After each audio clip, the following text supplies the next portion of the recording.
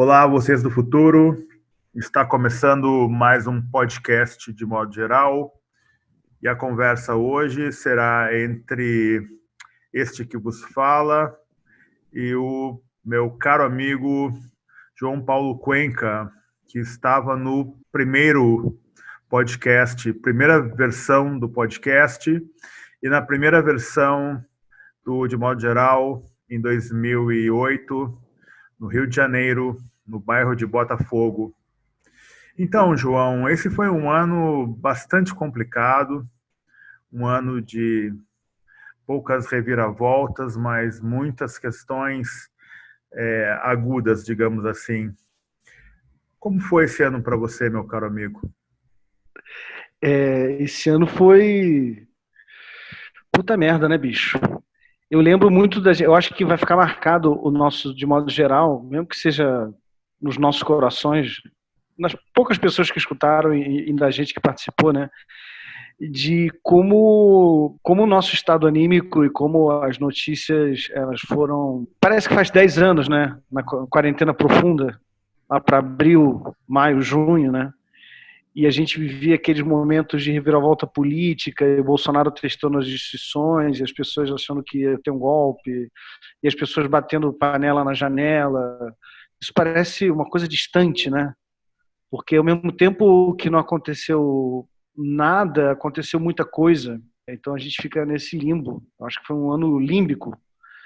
E no meu caso particular, além do, enfim, da recessão, do pânico da morte, do medo de pessoas amadas ficarem doentes, da despedida de pessoas amadas que morreram, de Covid ou não. Teve esse meu caso a partir de junho, né, em relação à Igreja Universal e à Deutsche Welle. Foi um ano atribulado, que eu não vejo a hora de acabar. Eu acredito em anos. Tem pessoas que não acreditam nos anos, eu acredito, mas eu acredito tanto no ano que quando chega mais ou menos nessa parte de dezembro, tipo, pelo dia 15, metade de dezembro, eu já não consigo mais me concentrar em absolutamente nada. E eu fico esperando acabar, assim, quase como. Só que nesse caso é acabar como se a gente fosse uns náufragos, né? Apoiados numa tábua e esperando que correnteza leve a gente até a praia. Então, assim, esses últimos dias e os que virão estão sendo de procrastinação e maluquice, né? Porque não tem muito mais o que fazer, né? Acabou, chega. Sim. Agora, 2021 pode ser pior, né? Eu estava esperando essa frase, João. Vamos ver como é que vai ser janeiro de 2021. Ontem eu estava falando com a Tomara que não. Morgana. Sim. Ontem eu estava falando com a Morgana que nós gravaríamos hoje. E aí eu falei, pois é, nesse formato monobloco é só política, né? Quase não tem literatura. E ela disse, não, Paulo, não é só política, é só desgraça. É só desgraça. Pai amado. A minha preocupação, na real, é com essa segunda onda se fortalecer e a gente ter um janeiro de 2021 pior do que foi setembro, agosto, julho de 2020, sabe? Que é o que está acontecendo nos Estados Unidos. Então, na verdade, é uma mistura, enfim. Tem que torcer, né? A gente não tem muito o que fazer, né? Se cuidar de quem a gente ama e torcer para que não seja pior, né? Do que a gente já viveu. Você sempre está preenchido por inquietudes, não é, João? Você tem muitas ideias, você é um cara muito ativo e muito consciente da tua presença criativa e criadora no mundo, né? Você nunca deixa para amanhã as suas coisas. Esse ano você foi confrontado aí com uma reação bastante severa por parte dos religiosos da Igreja Universal.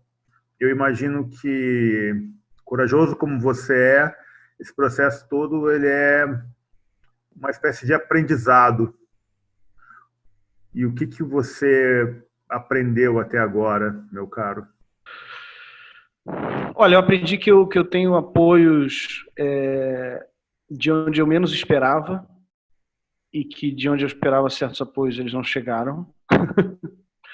Então isso te coloca numa perspectiva diferente, né, em relação aos seus círculos de não só de amizade, mas de micropolítica das relações no meio literário e, enfim, no meio artístico como um todo. Então, assim, foi super importante eu receber o apoio da UBE, da União Brasileira dos Escritores, todo mundo que assinou o abaixo-assinado, enfim. Depois isso chegou no PEN Internacional e na ABI e tal. Agora, assim, tentando ser um pouco menos institucional no que eu estou falando, o que eu aprendo com uma merda dessa? Cara, eu acho que a gente não aprende nada. Na verdade, o que eu aprendi é como funcionam os juizados especiais cíveis e como eles podem ser utilizados, mal utilizados, para calar vozes, para gerar um estado de medo. Eu não, enfim, eu não curto muito tribunais e o meio cartorial.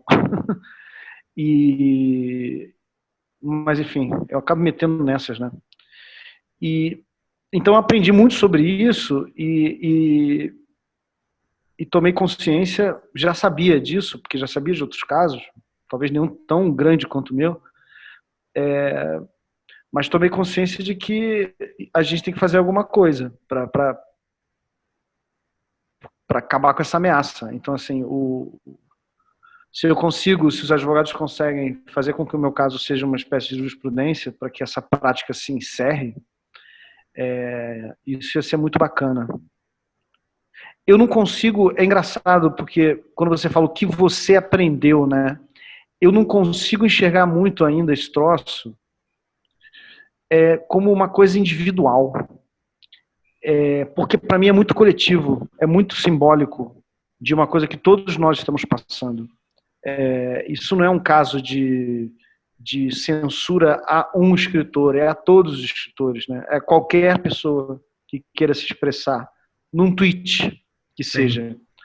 Então, assim, eu tentei fazer isso, teve uma parte dos meus diários, que, enfim, que eu estou alimentando desde o ano passado, aí publiquei na 451, depois eu abri um site no Sérgio Deutsche Welle e andei alimentando os diários no site, mas a parte do caso, o grosso da parte do caso, eu não publiquei em lugar nenhum. E vai sair na Piauí, agora de janeiro. São 43 mil caracteres. Talvez ali eu tente fazer algum sentido da história. Cara, talvez o que eu tenha descoberto é que isso talvez eu tenha descoberto esse ano, assim, imagina, eu tenho 42 anos, né? Talvez eu tenha descoberto que eu não posso prescindir da escrita. Eu não posso parar de escrever. Eu fiquei de 2016, de 2015 e 2016, enfim, eu já estava editando o livro aí, já não estava mais escrevendo propriamente, até metade do ano passado, sem escrever uma linha de ficção. Eu fiquei mais de 3 anos sem escrever ficção, sabe? Sem escrever literatura, sem escrever nada. Escrevendo colunas, mas enfim, sem escrever. Sem escrever algo que eu pudesse considerar botar num livro. E esse ano me provou que eu não posso abrir mão disso de jeito nenhum. Nem que seja para publicar num fanzine ou num site para 3 pessoas lerem, ou 3 milhões, não importa. Eu não posso não escrever. Porque antes eu sempre tinha essa perspectiva, eu não sei se você se identifica com isso em algum grau, de que quando eu terminava um livro, esse podia ser o meu último livro, de que eu poderia parar de escrever, de que eu poderia só fazer filmes, ou fazer teatro, ou fazer outra coisa, ou fazer música, ou, sei lá, criar galinhas, que seja, como o nosso querido Raduan. Mas esse ano foi meio que uma prova dos 9, sabe?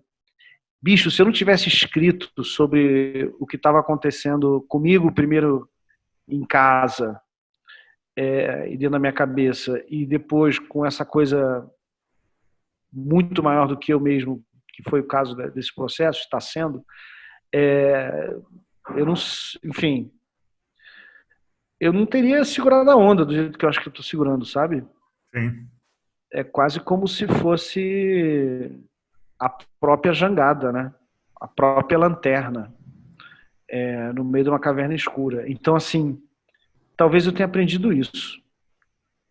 Se eu não, por exemplo, eu estou falando com essa coisa na Piauí, que é eu acho que é a maior coisa que eu já publiquei numa revista, sem ser, enfim, em qualquer publicação que não fosse um livro, né? Sim. São 43 mil caracteres, vai dar uns 7, 9 páginas da revista. Se eu não tivesse escrito isso, é uma forma de dar conta. E aí não importa, enfim, se você... Bem, a gente espera, né? A gente tenta melhorar o texto, a gente quer que tenha valor literário, que as pessoas se sintam tocadas com aquilo, que aquilo ofereça algum tipo de catarse. Mas mesmo se não oferecer, mesmo que foi relevante, eu não posso parar de escrever. Não sei se você sente isso igual. Então, João, esse ano para mim foi, por incrível que pareça, foi o ano que eu mais me senti confirmado, sabe, como escritor. Parece que eu consegui me desvencilhar de uma vez por todas, sabe, do espectro da advocacia, do direito, dos sonhos acadêmicos, sabe? Parece que esse ano ele rompeu assim todos os laços, sabe? Tem um pouco de catarse assim, e tem um pouco de perspectiva apocalíptica, sabe? Que você tem que se olhar no espelho e realmente tentar enxergar quem você é. E eu concordo 100% com o que você disse. Eu tenho 19, 20 projetos de romance rascunhados, 3 pré-aprovados, esse que eu estou escrevendo agora, e mais 2 já estão aprovados pela editora. Isso para mim assim já está muito claro, sabe, que eu preciso escrever e tentar realizar esses projetos, mas o que apareceu para mim foi um pouco essa, sabe, nessa linha da admissão, assunção, sabe, do seu papel, assim. Eu concordo, escreva onde quiser, onde puder, mas faça o que você sabe fazer, né? E para você faz sentido, que é contar histórias. Você tem essa coisa com o cinema, né? Que de certa forma também te alimenta, mas não tem no cinema uma autonomia como você tem na literatura, né? E você estava falando da Piauí, né? Eu pensei assim, pô, publicar na Piauí, porque para mim é um pouco, e eu não vou me estender muito, mas eu estou no index da Piauí, né? A Piauí, por quê? eu sou pessoa não grata, não interessa, mas é uma espécie Depois você me conta em off. de medalha Curioso. assim, na minha vida. Nem faço questão, né? Enfim, certas circunstâncias acabam sendo assim uma espécie de mini consagração, assim. Então, eu imagino, João, que essa tua narrativa, eu estou bem curioso, assim, eu te confesso que eu acompanhei tuas primeiras postagens, depois eu parei um pouco, porque segundo semestre, para quem não sabe, é sempre muito avassalador, né, no meio literário, porque sobem as demandas, e que isso se justifica, no meu caso, muito em razão de eu ter lançado um romance o ano passado, então ainda estou sendo impactado, não é, João, pelo eco desse lançamento ano passado. E no segundo semestre eu tive muito trabalho e eu tentei aí emplacar um projeto que me consumiu uma energia monstruosa e na última fase ele foi recusado, esse projeto, sabe, que eu nem tornei público, mas está um pouco nessa minha linha de combinar direito com literatura e estudo da violência nas narrativas ficcionais brasileiras, né? Então você não está contando com o carnaval esse ano? Uau! Eu não sei, na verdade, enfim, não vai ter carnaval oficialmente, é óbvio, né? Mas eu acredito que vai ter umas pessoas que estão imunes ou que... Eu estava falando disso outro dia. Eu acho que as pessoas vão fazer exames e andar de crachá. É uma coisa absolutamente deprimente, que são blocos de pessoas que já pegaram Covid recentemente ou que tem algum tipo de janela imunológica. Ou então vai ser um carnaval indoor, né? Que as pessoas vão fazer blocos e festinhas em casa com as pessoas que elas confiam ou que estão imunizadas, enfim. Que vai ter tudo, porque no Brasil tem tudo sempre. Então, assim, pode ter uma guerra caindo que vai ter uma cuíca chorando, Paulo Scott. Eu fiquei bem impressionado aí com essa declaração do Pazuello, mas eu fiquei mais impressionado, sabe o que foi? É que como eu tive que vir para o sul do país, e eu passo pelas cidades do interior, e é incrível, você anda pelas cidades do interior, que eu só passo de carro aqui, passei de carro para algumas cidades. Ninguém de máscara. Ninguém de máscara, sabe? Ninguém de máscara mesmo. Posto de gasolina, loja. Eu te diria assim que talvez eu tenha visto uma proporção de 40 para 60. 40% das pessoas com máscara para 60, assim, no melhor dos quadros. E aí, eu aqui, né, onde eu estou aqui, que é na família da Morgana, nós tivemos que vir até aqui, a conversa sempre vai nessa direção, né, desse choque dos meses de vacinação, enfim. Então, a minha impressão, João, é que não vai ser o final do ano, sabe? Eu acho que o grande termômetro do comportamento brasileiro vai ser o carnaval. A gente vai confrontar até onde vai essa tendência à naturalização das tragédias pelo povo, assim, porque se depender de hoje do Rio de Janeiro, as pessoas já estão na praia. Paulo, mas isso é uma coisa que eu falo sempre, cara. O brasileiro naturaliza coisas muito piores do que uma pandemia. O brasileiro naturaliza o genocídio do jovem negro. O brasileiro naturaliza 60 mil homicídios por ano. 75% de negros, 75% desses 75% jovens. O Brasil naturaliza que a PM mate 2 crianças por dia. O Brasil não para. Tipo, já não tinha que ter carnaval. Já não tinha que ter. Não tinha que ter inventado. Entendeu o que eu estou querendo dizer? Cobrar do Brasil e do brasileiro médio e dessa civilização uma sensibilidade a essa tragédia, porque ela é momentânea, porque ela está mais na nossa cara, é um pouco, desculpa, é um pouco míope. Porque se você for realmente pesar, não tem, sim, tipo assim, já era para ter parado há muito tempo, já era para ter parado o carnaval há muito tempo, já era para ter parado tudo há muito tempo, entendeu? Então assim, nós vivemos um estado de naturalização da desgraça e da tragédia e do genocídio constante, que é basal, é fundamental. O Brasil foi construído em cima disso. Sim. Em cima dessa naturalização do genocídio. Então, eu condeno essas pessoas que vão sair no carnaval? Não. Inclusive, talvez eu seja uma delas. Não condeno absolutamente. Não condeno. Evidentemente, se eu faço isso, eu não vou para casa de algum familiar almoçar e dar um abraço nele, né? Sim. Tipo, eu tive que recentemente ir ao Rio de Janeiro por uma questão familiar e tal. Fiquei num hotel.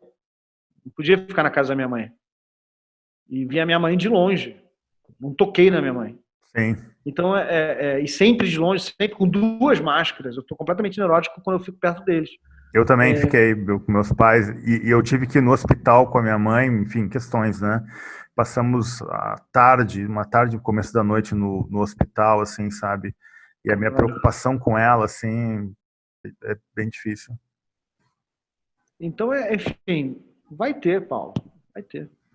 Vai ter tudo. Eu estava lendo essa proposta, né, de algumas pessoas mundo afora aí, dizendo que a internet tinha que criar uma grande zona franca onde pudessem ser aglomeradas todas as fake news, as invenções, as fantasias, que se avançasse para muito mais, se fosse além dessa coisa da fake news, das invenções, e admitir que não existe mais verdade. Quando eu faço um retrospecto, e isso eu não tive a oportunidade de fazer com o André Del Fuego no último encontro, mas queria fazer com você agora, quando eu faço um retrospecto desse ano, parece que a nossa capacidade de identificar o que é razoável e o que é verdade está meio se dissolvendo. E um pouco nessa linha que você colocou, em Porto Alegre, eu conversei com alguns amigos que já não aguentam mais ficar em casa, que estão profundamente afetados psicologicamente por essa reclusão e que, de certa forma, que eram super restritivos e que agora saem para caminhar no parque, mesmo cercado de pessoas sem máscara, sabe, porque não aguentam mais ficar em casa e foram jantar em restaurante, enfim. Então, eu fico imaginando que essa coisa vai nos formatando também. Me parece que nessa disputa do pensamento protofascista, falta de política pública, talvez uma solução fosse, como disse André Del Fuego, tocar o louco mesmo, sabe? O que tu acha disso? Tu acha que a gente vai por aí? Ou tu acha que a intelectualidade vai continuar distante dessa comunicação das ruas e tudo mais? Eu acho que a solução para esse nó que a gente se meteu, ela não vai sair do eixo Zona Oeste de São Paulo, Zona Sul do Rio, não vai sair da Folha de São Paulo, não vai sair da Companhia das Letras, não vai sair da USP, ela não vai sair desses velhos esquemas também da intelectualidade, da esquerda, ela não vai sair daí. Ela vai sair de outros lugares do Brasil, ela vai sair de outros lugares das cidades grandes, ela é periférica, ela é preta, ela é outra inteligência, muito mais inteligente, muito mais política, mente atual. Uma pista disso é a própria trajetória do Guilherme Boulos, mas eu ainda acho que vai surgir um outro agente político ainda maior que ele.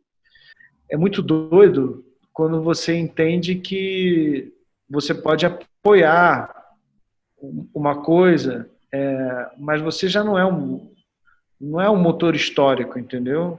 Não acho que seja, inclusive nem a nossa geração, entendeu? Nem a cor da minha pele, nem a minha geração. Então, assim, é um pouco de um... Eu quero participar de projetos que abram espaço, entendeu? Eu lembro que há alguns anos, teve aquela... Eu não sei se você lembra daquela mobilização que teve a ocupação das escolas secundaristas em São Paulo. Sim, claro. Então, aí, enfim, eu fui em várias manifestações e tal, e teve um dia que teve um debate numa escola, e foi muito maravilhoso. Foi a mesa mais legal que eu já participei na minha vida, e era, você vê, o Antônio Prata, o Paulo Werneck e o Chico Matoso, e os estudantes. E os estudantes, assim, eles deram um banho na gente. Sim, eu achei muito maravilhoso. E eu fiz questão de falar isso, como a articulação deles, o que eles estavam fazendo ali, é uma coisa que nós não fizemos. Sim. Quando estávamos no segundo grau. Entendeu? E eu boto muita fé nessa geração. Eu boto muito mais fé nessa geração do que em qualquer outra coisa. Essas pessoas que estão fazendo 18, 19, 20, 21, 22 anos agora. Uma das coisas boas das atividades que eu fiz em torno do grupo Direito Antifascismo Brasileiro, João, é que eu pude conviver com vários alunos e alunas bolsistas que estão nos primeiros anos das universidades, e eu pude constatar a capacidade de análise deles, sabe, do presente. E aí você começa, no meu caso, eu estou com 54 anos agora, você começa a comparar, não é, com a sua capacidade de leitura, assim, né, com essa coisa mais arguta mesmo, e tem uma distância, né, realmente. Eu fico pensando que, de alguma forma, João, essa esquerda que disputa eleições é uma esquerda que é uma esquerda, espécie de zelador do liberalismo, né? Da solução capitalista, né?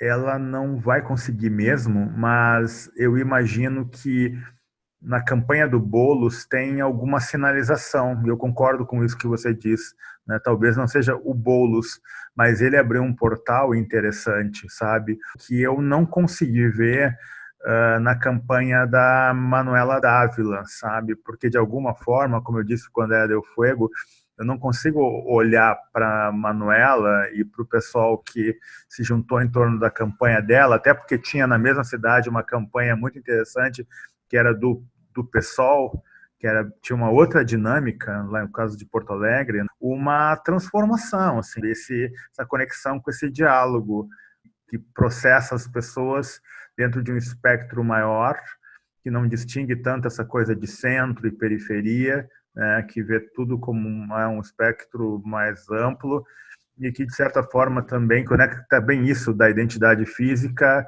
e da identidade virtual, né, que parece que o Boulos conseguiu fazer de uma forma interessante. Como é que você vê isso o ano que vem?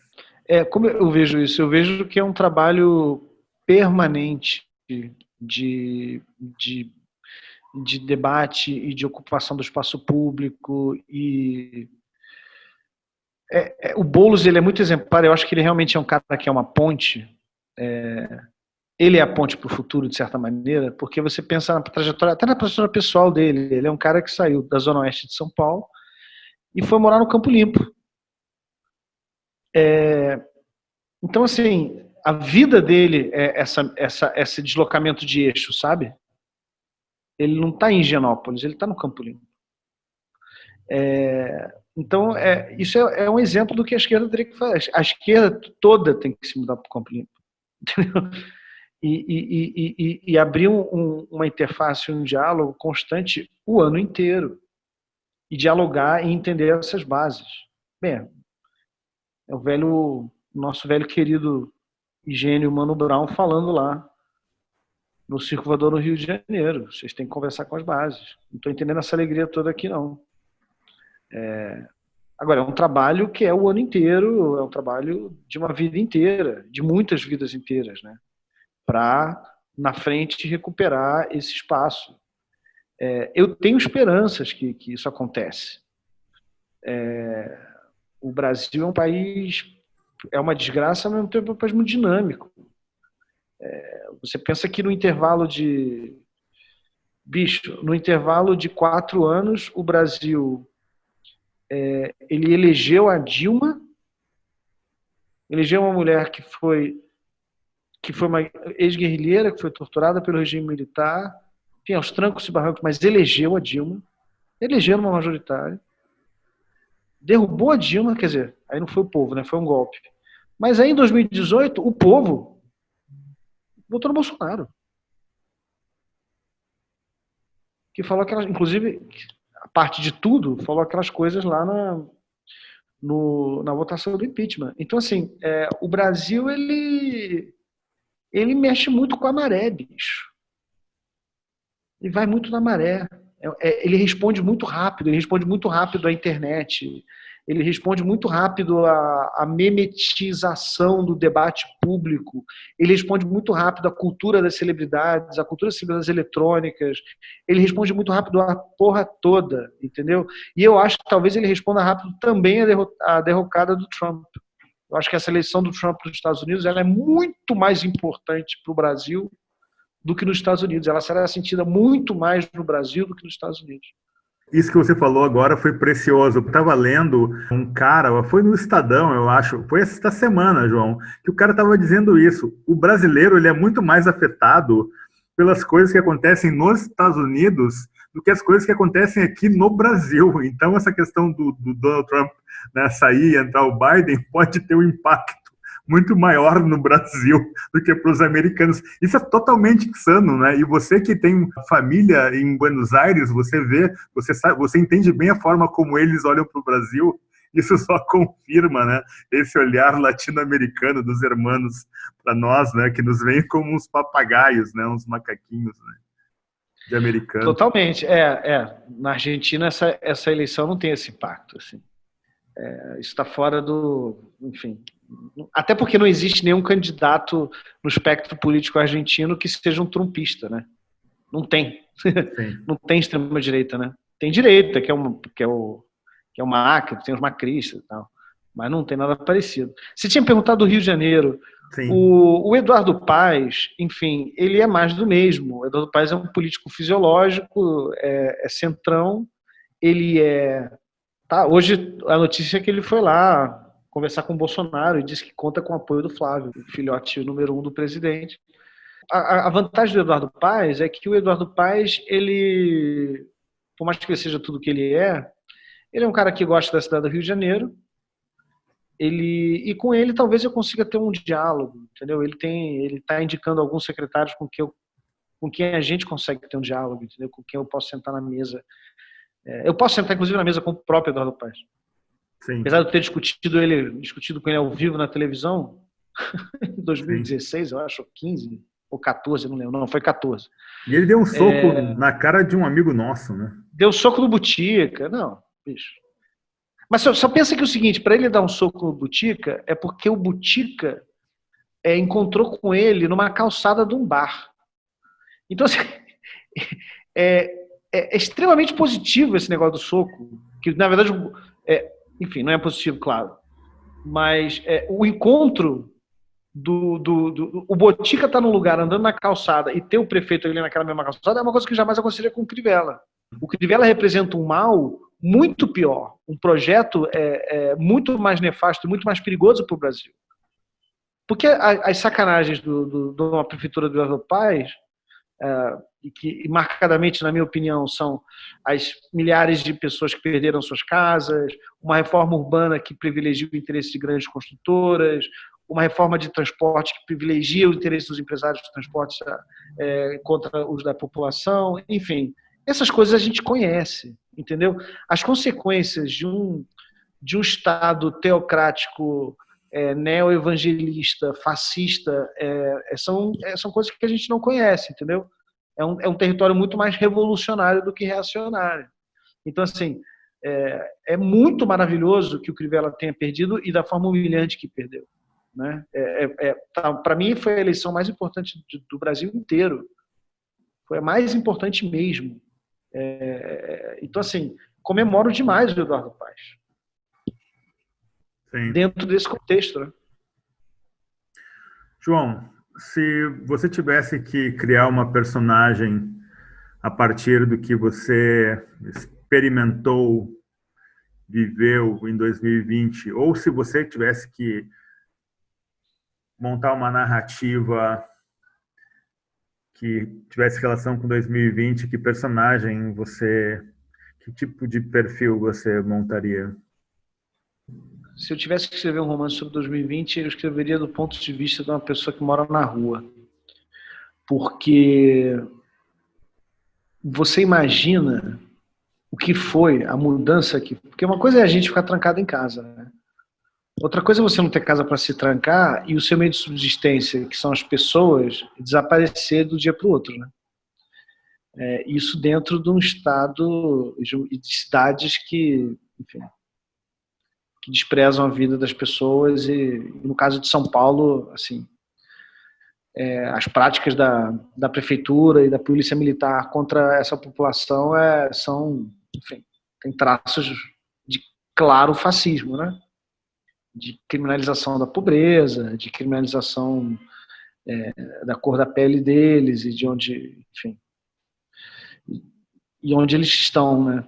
Então, eu escreveria um troço que se passasse ali pela Cracolândia, que continua sendo a maior cicatriz do Brasil.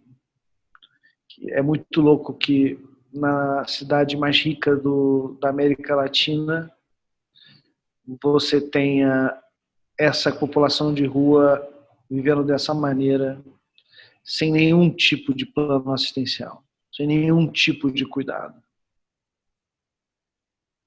Porque nas administrações anteriores tinha, e o Dória destruiu isso, e o Covas também não faz diferente. Então, eu acho que Inclusive, se eu fosse filmar também uma coisa sobre 2020, eu botaria as câmeras ligadas ali. Então é isso, João. Nossa conversa é curta aqui para, de certa forma, tentar um registro individual do que foi esse ano, algo que eu acho que seria muito difícil de fazer dentro do formato sala de redação do podcast de modo geral. A ideia para o ano que vem é retomar o formato dos 3 blocos e tentar edições de 2 horas. Aderir a esse modelo de podcasts mais longos, poder aprofundar as coisas e com convidados, enfim. Você está falando da retomada de modo geral, né? Eu estava pensando aqui que se não tivesse pandemia e que a gente estivesse fazendo de modo geral presencial, nos últimos 6 meses eu talvez não fosse, porque talvez fosse perigoso. E eu espero que em 2021, que quando a gente volte a fazer isso ao vivo, eu espero que já não seja mais tão perigoso. Eu espero que a pressão atmosférica e que os ventos sejam um pouco menos desfavoráveis, assim, né? Considerações finais, né? Considerações finais. Eu acho que se você conseguiu almoçar e jantar e ter um teto em cima da sua cabeça e está dormindo 8 horas por noite, você é um grande vencedor em 2020, sabe? Eu acho que é um ano que é bem o básico. E se você conseguiu fazer tudo isso e ainda manter o mínimo de sanidade mental para poder lidar com essa realidade difícil, você já ganhou. Isso não é pouca coisa. Não é pouca coisa. E eu tenho muita fé de que o Brasil ainda está em disputa. O Brasil ainda está em disputa. As instituições estão em disputa, o judiciário está em disputa, o Congresso está em disputa, está tudo em disputa. A esquina está em disputa, o bar está em disputa. Esses caras têm que entender que a gente não vai desistir. E muito menos recuar, né?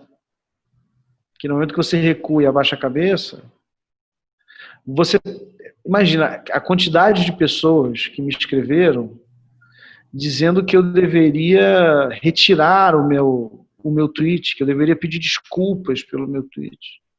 Não tem que retirar porra nenhuma, não tem que pedir desculpa de nada. No momento que eu faço isso, aí eu perdi. Aí não importa se eu vou ganhar ou perder na justiça. Agora já são 143 processos que são 2 milhões e 500 mil reais. Tipo, isso é muito pior do que perder 2 milhões e 500 mil reais, que eu nem tenho, enfim. Seria eu pedir desculpas ou retirar, tipo, dizer que eu me arrependo, dizer que... Não. Me arrepender de uma metáfora? Me julgar porque eu usei a linguagem figurada? Sou um escritor. É isso, a gente tem que ficar vivo e não recuar. Não recuar. E não recuar, inclusive, na retórica, não recuar nas respostas, não recuar nas redes, não ter medo. Essa galera já é uma minoria, entendeu? Eu fiz uma playlist, Paulo Scott, de 14 horas, tá com 14 horas agora, que é para dar play nas 4 da tarde, dia 31, e virar a noite no delírio até o dia 1º do próximo ano. Então, tá lá no meu Spotify. Eu botei no meu Twitter também, se alguém quiser ver.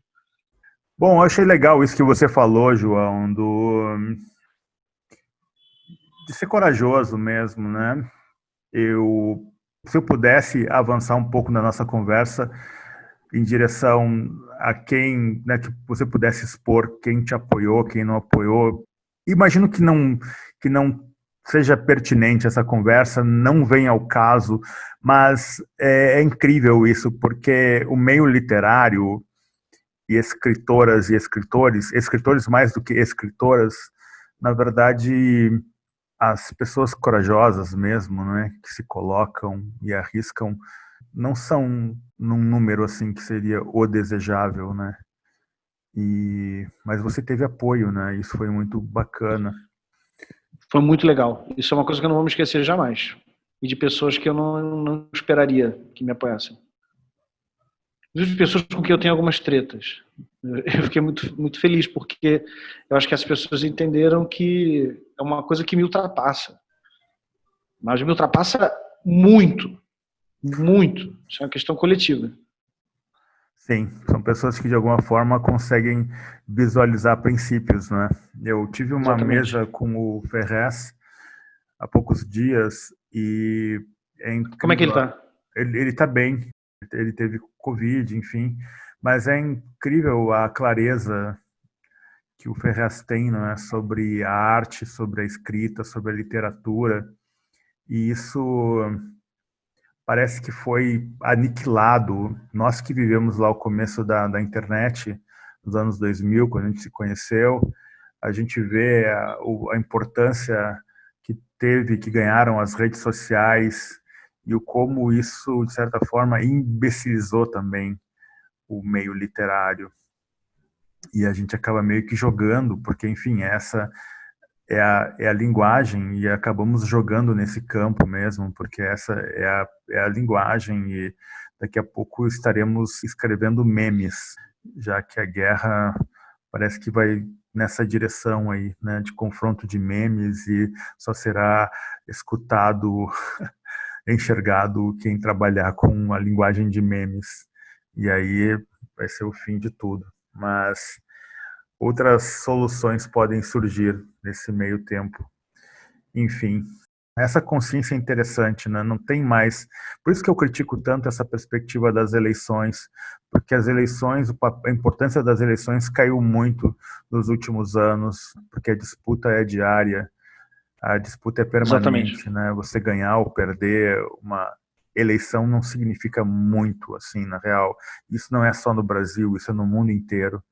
É uma fricção, é um confronto permanente, é uma dialética incontornável permanente. O problema é que nós não chegamos à síntese, nós temos as teses, as antíteses, e não temos a síntese. Parece que nunca emplaca uma síntese, né? Para dar o mínimo de respiro, mas em algum momento talvez volte a existir essa hipótese. Vamos torcer. É isso, caro amigo. Vamos. Obrigado por tudo, querido. Obrigado, você Sem também. você, sem a sua amizade e sem o de modo geral, esse ano, vou te falar com sinceridade, foi muito importante para mim. Conversar com vocês e ter o seu apoio, fundamental. Mas é isso, amigo. Fundamental. Falamos em 2021. Fica bem, beijo na tua família aí e até.